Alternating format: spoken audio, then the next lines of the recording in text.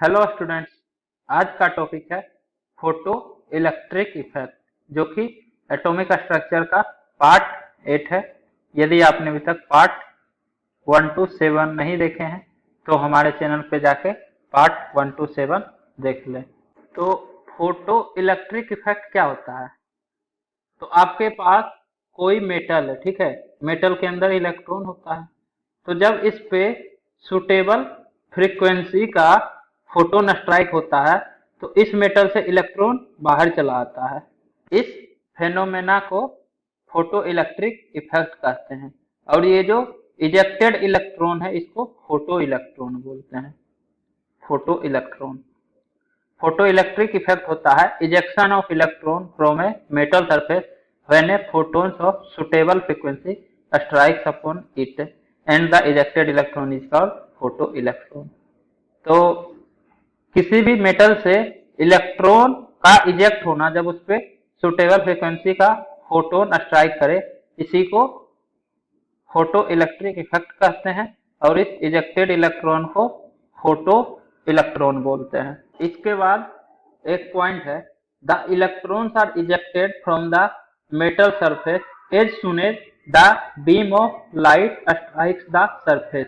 कहने का मतलब, जैसे ही सुटेबल बीम ऑफ लाइट किसी मेटल सरफेस पे स्ट्राइक करता है, वैसे ही इलेक्ट्रॉन जो है इस मेटल सरफेस से बाहर चला आता है। मतलब फोटोन का स्ट्राइक करना और इलेक्ट्रॉन का बाहर होना, इसमें थोड़ा भी समय नहीं लगता है। जैसे ही स्ट्राइक किया वैसे ही इलेक्ट्रॉन बाहर हो जाता है। सुटेबल फ्रीक्वेंसी का क्या मतलब हुआ? तो एक्चुअली में बैरियर आप लोग समझते हैं, रोड पे जब आप ट्रेवल करते हैं तो कहीं कहीं बैरियर देना पड़ता है। मतलब बिना बैरियर दिए आप वहां से क्रॉस नहीं कर सकते हैं। तो वही चीज यहाँ मेटल में भी होता है। इलेक्ट्रॉन को बाहर निकालने के लिए कुछ एनर्जी खर्च हो जाता है। मतलब आप बोल सकते हैं कि बैरियर देना पड़ता है। तो जितना एनर्जी देना पड़ता है उतना से कम एनर्जी वाला अगर फोटोन होगा तो इलेक्ट्रॉन इजेक्ट नहीं होगा, उससे ज्यादा ही होना चाहिए। और एनर्जी ऑफ फोटोन होता है h इंटू म्यू। तो मिनिमम कुछ रिक्वायरमेंट होगा, तो फोटोन का एनर्जी कुछ ना कुछ तो मिनिमम होना ही चाहिए, उससे ज्यादा ही होना चाहिए। तो उसके अकॉर्डिंग फ्रीक्वेंसी भी सुटेबल फ्रीक्वेंसी होना चाहिए। ऐसा फ्रीक्वेंसी होना चाहिए ताकि एनर्जी ऑफ फोटोन जो है उस बैरियर से ज्यादा हो। और ये जो बैरियर है ये एक्चुअली में वर्क फंक्शन कहलाता है।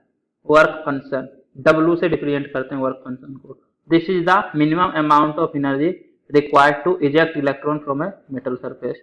तो किसी भी मेटल सरफेस से इलेक्ट्रॉन को इजेक्ट कराने के लिए मिनिमम कितना एनर्जी का रिक्वायरमेंट होगा, वही जो है उस मेटल का वर्क फंक्शन हो जाएगा। ये जो है मेटल टू मेटल वेरी करता है।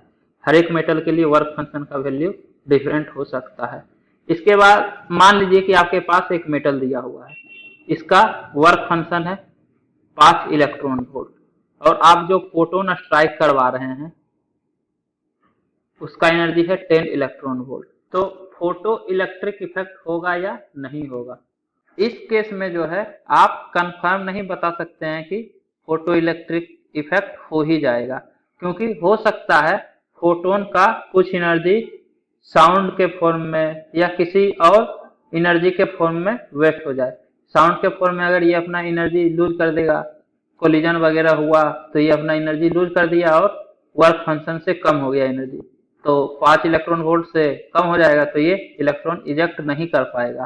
तो कंफर्म नहीं है कि ये फोटो इलेक्ट्रिक इफेक्ट कर ही देगा। हाँ, अगर वर्क फंक्शन 5 इलेक्ट्रॉन वोल्ट है और आप जो फोटोन स्ट्राइक करवा रहे हैं वो 4 इलेक्ट्रॉन वोल्ट का है, मतलब फोटोन जो स्ट्राइक करवा रहे हैं उसका एनर्जी है 4 इलेक्ट्रॉन वोल्ट, तो आप कंफर्म बोल सकते हैं कि फोटो इलेक्ट्रिक इफेक्ट नहीं होगा। क्योंकि मिनिमम 5 इलेक्ट्रॉन वोल्ट तो वर्क फंक्शन के लिए ही चाहिए।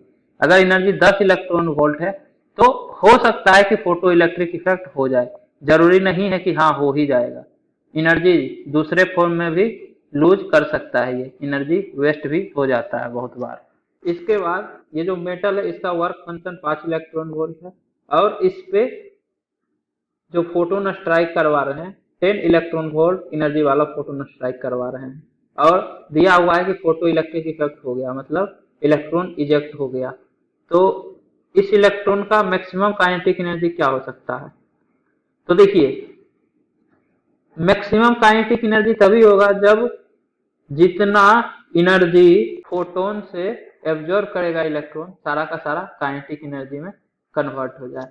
तो 10 इलेक्ट्रॉन वोल्ट एनर्जी एब्जॉर्ब किया, जिसमें से 5 इलेक्ट्रॉन वोल्ट तो work function property of metal है, इतना तो रिक्वायरमेंट होगा ही इजेक्शन ऑफ इलेक्ट्रॉन के लिए, तो 5 इलेक्ट्रॉन वोल्ट खर्च हो गया। बाकी जो बचा वो सारा का सारा काइनेटिक एनर्जी में कन्वर्ट हो जाए, बाकी दूसरा फॉर्म में एनर्जी लूज ना हो। तो मैक्सिमम काइनेटिक एनर्जी होगा energy of photon minus work function. ये वर्क फंक्शन तो देना ही पड़ेगा क्योंकि ये बैरियर है, बिना बैरियर दिए इलेक्ट्रॉन बाहर नहीं निकल सकता है। तो ये तो एनर्जी आप मिनिमाइज नहीं कर सकते हैं। इसके अलावा जितना भी एनर्जी लूज होने का चांस है वो लूज नहीं हुआ, तो मैक्सिमम काइनेटिक एनर्जी होगा। यही है photo electric equation. Kinetic energy maximum equal to E minus W. E जो है एनर्जी ऑफ फोटोन है और डब्ल्यू वर्क फंक्शन है। मतलब वर्क फंक्शन के अलावा एनर्जी कहीं लूज नहीं हुआ, सारा का सारा काइनेटिक एनर्जी में कन्वर्ट हो गया। तो काइनेटिक एनर्जी मैक्सिमम हो जाएगा energy of photon minus W, E minus W. K E max maximum kinetic energy of photo electron. जो इजेक्टेड इलेक्ट्रॉन है उसका मैक्सिमम काइनेटिक एनर्जी ई माइनस डब्ल्यू होगा। तो आप बोल सकते हैं काइनेटिक एनर्जी जो है ये हमेशा less than equal to E minus W होगा। मैक्सिमम यही है तो हमेशा इतना होगा या इससे कम ही होगा। इक्वल टू तब होगा जब सारा का सारा एनर्जी काइनेटिक एनर्जी में कन्वर्ट हो जाए, लूज ना हो एनर्जी किसी दूसरे फॉर्म में, सिर्फ वर्क फंक्शन में जो लगेगा फोटो इलेक्ट्रिक इफेक्ट होने के लिए, उसके अलावा कहीं नहीं जाए। और अगर किसी दूसरे फॉर्म में एनर्जी लूज होगा तो काइनेटिक एनर्जी ई माइनस डब्ल्यू से कम होगा। इसके बाद एक पॉइंट है कि अगर energy of photon work function से कम होगा तब तो इलेक्ट्रॉन नहीं निकलेगा, मिनिमम वर्क फंक्शन इतना एनर्जी तो चाहिए। लेकिन अगर ई जो है वर्क फंक्शन से ज्यादा है, energy of photon work function से ज्यादा है, तो आप बोल सकते हैं देन इलेक्ट्रॉन में कम आउट। कंफर्म नहीं है कि इलेक्ट्रॉन इजेक्ट हो ही जाएगा, हो सकता है कि इलेक्ट्रॉन इजेक्ट हो अगर एनर्जी ऑफ फोटोन ज्यादा है तब, जरूरी नहीं है क्योंकि एनर्जी जो है दूसरे फॉर्म में भी वेस्ट हो सकता है। Kinetic energy maximum equal to E minus W, जिसमें से ई जो है एनर्जी ऑफ फोटोन है एच म्यू, और work function equal to h mu naught, जहां पे म्यू नोट जो है थ्रेशोल्ड फ्रीक्वेंसी है। थ्रेशोल्ड फ्रीक्वेंसी क्या है? थ्रेशोल्ड फ्रीक्वेंसी है कि minimum frequency of photon at which photo electric effect will occur. मतलब फोटोन का मिनिमम म्यू नोट फ्रीक्वेंसी तो होना ही चाहिए ताकि फोटो इलेक्ट्रिक इफेक्ट हो सके। एक्चुअली में ये जो मेटल है इस पे हम मान लेते हैं कि म्यू नोट फ्रीक्वेंसी का फोटोन स्ट्राइक कर रहा है, तो म्यू नोट फ्रीक्वेंसी का अगर फोटोन स्ट्राइक कर रहा है तो फोटो इलेक्ट्रिक इफेक्ट हो जाएगा। थ्रेशोल्ड फ्रीक्वेंसी का डिफिनेशन ही होता है कि minimum frequency of photon for which photo electric effect में टेक प्लेस।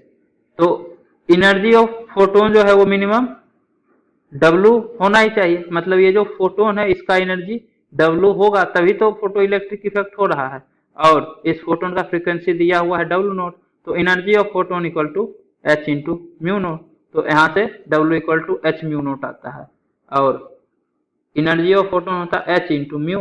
म्यू जो है उस फोटोन का फ्रीक्वेंसी है जो कि स्ट्राइक कर रहा है फोटो इलेक्ट्रिक इफेक्ट के लिए, और म्यू नोट मिनिमम फ्रीक्वेंसी है फोटो इलेक्ट्रिक इफेक्ट होने के लिए। मतलब इससे कम फ्रीक्वेंसी वाला फोटोन अगर रहेगा तो फोटो इलेक्ट्रिक इफेक्ट नहीं होगा। म्यू जो है ये हमेशा greater than equal to mu naught होगा। मतलब जो फोटोन स्ट्राइक कर रहा है उसका फ्रीक्वेंसी म्यू नोट या उससे ज्यादा ही होगा तभी फोटो इलेक्ट्रिक इफेक्ट होगा। तो energy of photon H into mu, mu photon जो स्ट्राइक कर रहा है, और म्यू नोट मिनिमम फ्रीक्वेंसी जिसपे फोटो इलेक्ट्रिक इफेक्ट हो सके। या इसको आप लिख सकते हैं h c by lambda minus h c by lambda naught, mu equal to c by lambda.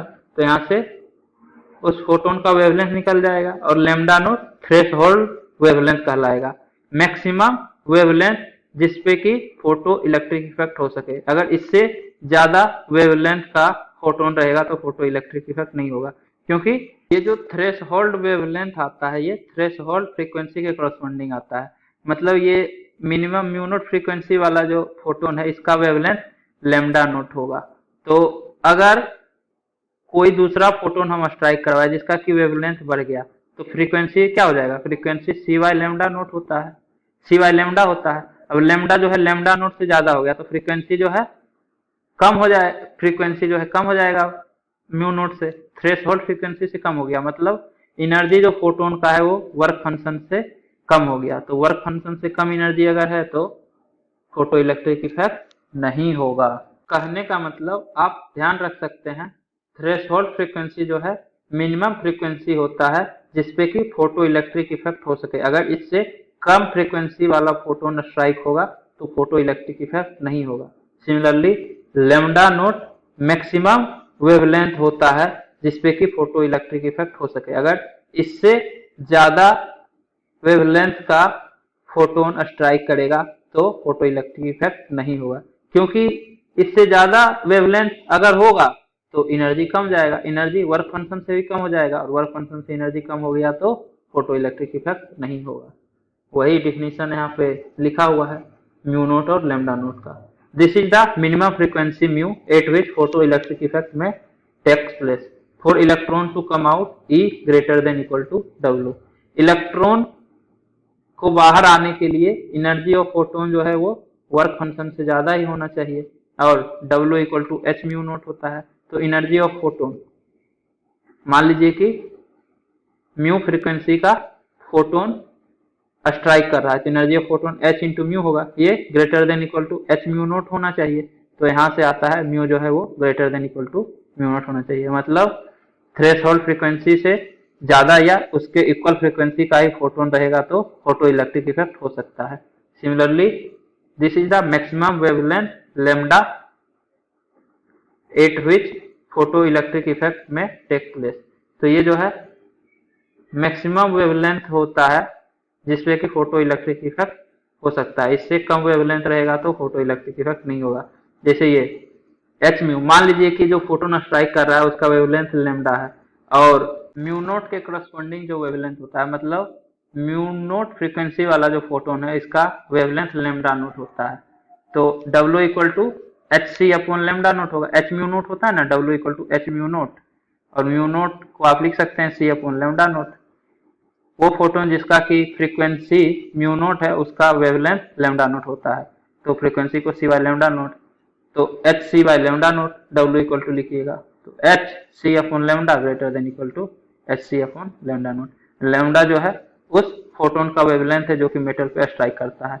यहाँ से आ जाएगा lambda naught greater than equal to lambda, मतलब फोटो इलेक्ट्रिक इफेक्ट होने के लिए लेमडा जो वेवलेंथ है वो लेमडा नोट से कम ही होना चाहिए, थ्रेशोल्ड वेवलेंथ से कम या उसके बराबर होना चाहिए।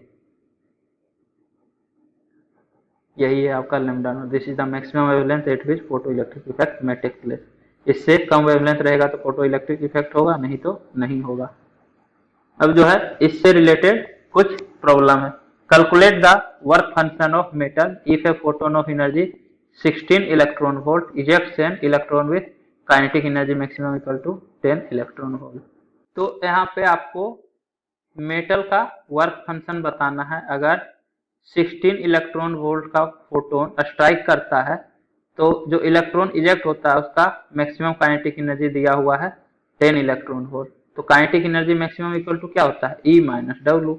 ये जो है 10 इलेक्ट्रॉन वोल्ट दिया हुआ है और E energy of photon 16 electron volt minus work function equal to 10 electron volt.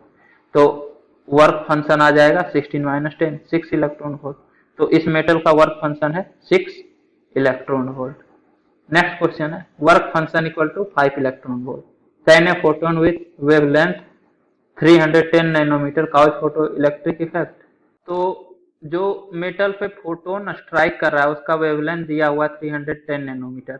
आपको बताना है कि फोटो इलेक्ट्रिक इफेक्ट हो सकता है या नहीं हो सकता है। तो एनर्जी ऑफ फोटोन निकालिए, एनर्जी ऑफ फोटोन आएगा 1240 डिवाइड बाय 310, ये 4 इलेक्ट्रॉन वोल्ट आता है और वर्क फंक्शन है 5 electron volt. Energy of photon less than work function है, मतलब फोटो इलेक्ट्रिक इफेक्ट नहीं होगा। Energy of photon equal to 4 electron volt, आपको मिनिमम 5 इलेक्ट्रॉन वोल्ट चाहिए तो फोटो इलेक्ट्रिक इफेक्ट नहीं होगा। नेक्स्ट है वर्क फंक्शन जो है वो 2 इलेक्ट्रॉन वोल्ट है।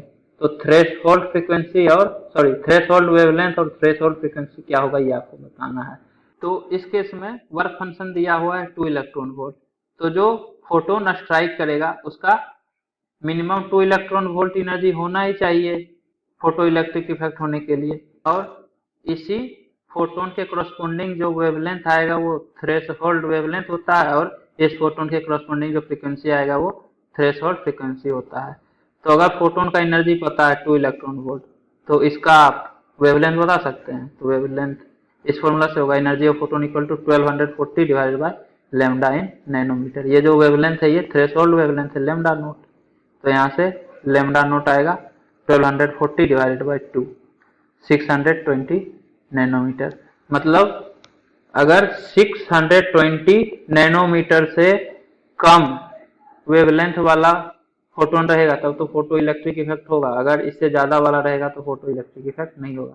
सिमिलरली म्यू नोट, तो म्यू नोट इक्वल टू हो जाएगा सी अपॉन लैम्डा नोट, तो ये आएगा 3 इंटू 10⁸ माइनस नहीं 10⁸ divided by lambda naught 620 nanometre है, एसआई यूनिट में 10⁻⁻9 इतना मीटर होगा, तो ये ऊपर जाएगा तो 3 इंटू 10⁸ प्लस 9, तो ये 17 हो जाएगा डिवाइडेड बाय 620।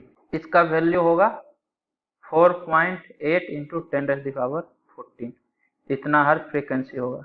नहीं तो आप ये वाला फॉर्मूला लगाइए, work function equal to h mu naught and work function equal to h c by lambda naught, जहाँ पे वर्क फंक्शन जूल में लेना पड़ेगा क्योंकि एच इंटू म्यू नोट ये जूल में आता है ऐसा यूनिट में। Similarly h c upon lambda naught भी जूल में आता है, तो वर्क फंक्शन को इलेक्ट्रॉन वोल्ट से जूल में कन्वर्ट करना पड़ेगा आपको, तब आप ये वाला फॉर्मूला लगा सकते हैं।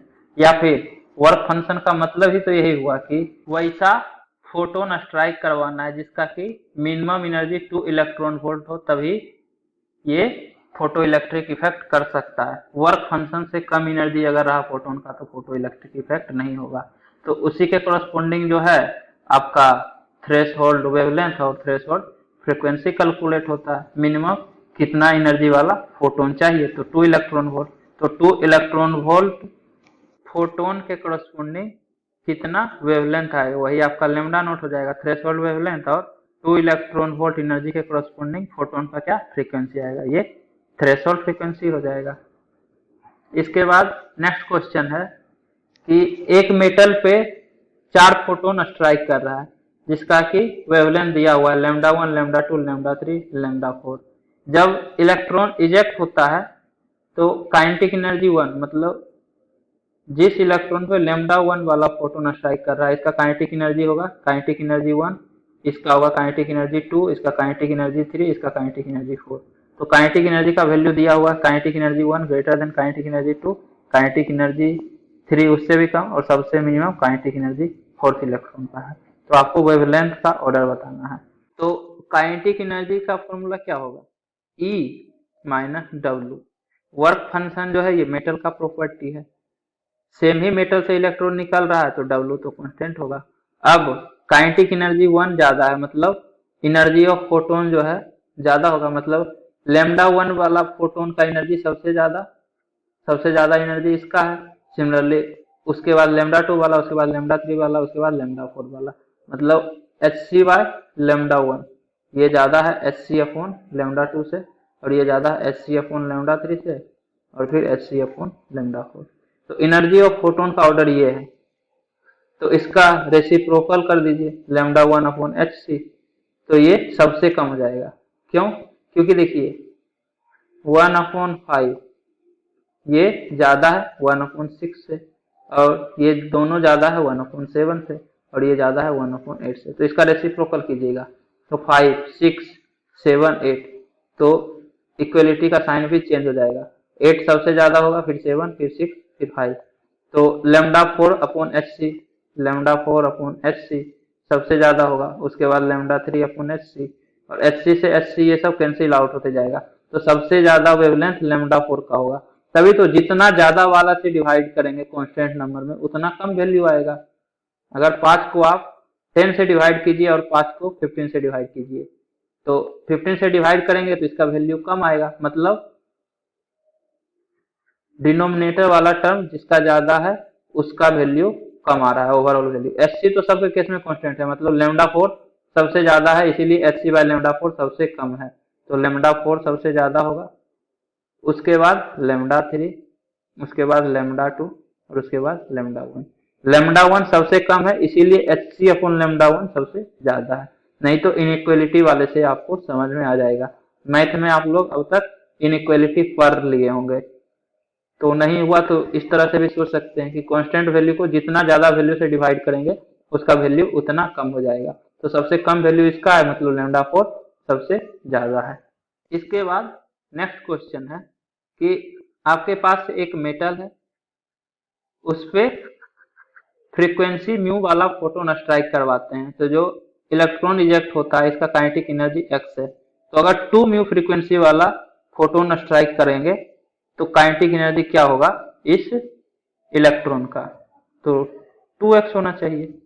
गलत हो जाएगा, 2x नहीं होगा, 2x से ज्यादा होगा। एक्चुअली में काइनेटिक एनर्जी x जो है इसका वैल्यू होगा energy of photon minus work function, तो ये एनर्जी ऑफ फोटोन होगा h into mu minus work function. मान लीजिए कि इस मेटल का थ्रेशोल्ड फ्रीक्वेंसी जो है वो म्यू नोट है, तो वर्क फंक्शन हो जाएगा h इंटू म्यू नोट, तो x equal to h mu minus h mu naught. इस केस में काइनेटिक एनर्जी इक्वल टू होगा energy of photon minus work function. इसमें फोटोन का फ्रीक्वेंसी पता है 2 म्यू है, तो एनर्जी ऑफ फोटोन हो जाएगा h into 2 mu minus work function h mu naught, तो ये h म्यू नोट हो जाएगा, तो 2 h mu minus h mu note. और अगर आप देखें तो h mu equal to x plus h mu naught है, x equal to sorry h mu equal to x plus h mu naught, 2 h mu equal to होगा 2x plus 2h mu naught, तो ये 2x plus 2 h mu naught होगा, और minus h mu naught तो था ही यहाँ से e minus W से, तो ये 2x plus h mu naught होगा। तो काइनेटिक एनर्जी जो है 2x से ज्यादा होगा, h म्यू नोट ज्यादा होगा। उम्मीद करता हूँ कि आपको ये वीडियो पसंद आई होगी। यदि आपको ये वीडियो पसंद आई है तो इसे लाइक करें, कमेंट करें और अपने दोस्तों के बीच शेयर करना ना भूलें। Thank you.